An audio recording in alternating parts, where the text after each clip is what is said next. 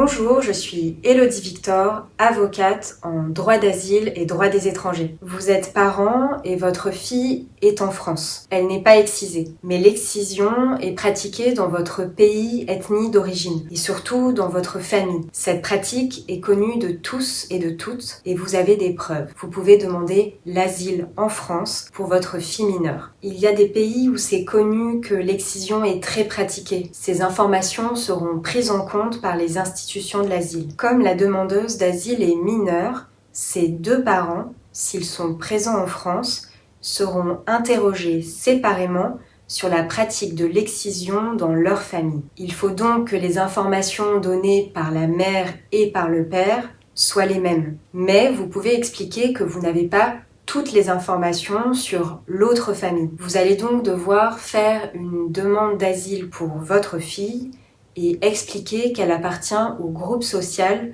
des femmes qui ne sont pas mutilées, c'est-à-dire qui ne sont pas excisées. Premièrement, vous allez devoir prouver que votre fille, actuellement, n'est pas excisée. Vous allez devoir donner un certificat de non-excision. Pour les mineurs, ce certificat doit être établi dans une UMJ, une unité médico-judiciaire. Un modèle spécifique de certificat doit être utilisé. Deuxièmement, vous allez devoir expliquer que l'excision est toujours pratiquée, soit dans la famille de la mère, soit dans la famille du père. Vous allez pouvoir produire cette fois-ci des certificats d'excision de femmes de la famille qui ont été excisées. Dans le cas où la mère de la demandeuse d'asile mineure est excisée, c'est très important de donner le certificat médical d'excision. C'est une preuve, mais il faut aussi décrire ce que l'on sait de la pratique.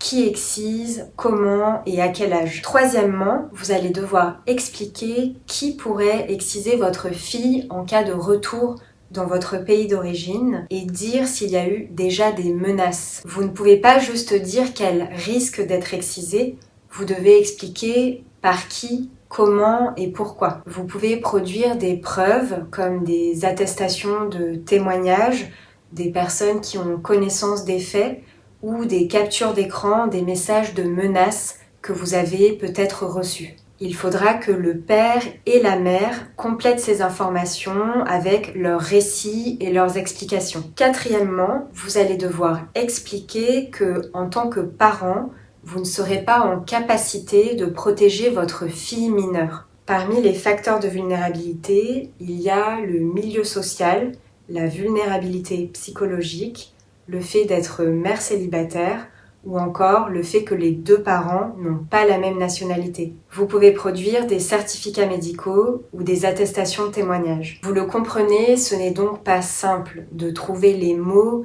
et les documents utiles pour raconter son histoire. Vous pouvez demander à des associations spécialisées, à votre assistante sociale ou à la CAFDA SPADA de vous aider à raconter votre histoire. Vous avez le droit d'être assisté par un avocat à l'aide juridictionnelle pour faire un recours contre le rejet de la demande d'asile de votre fille par l'OFPRA. Merci d'avoir regardé la vidéo et n'hésitez pas à la partager sur vos réseaux sociaux.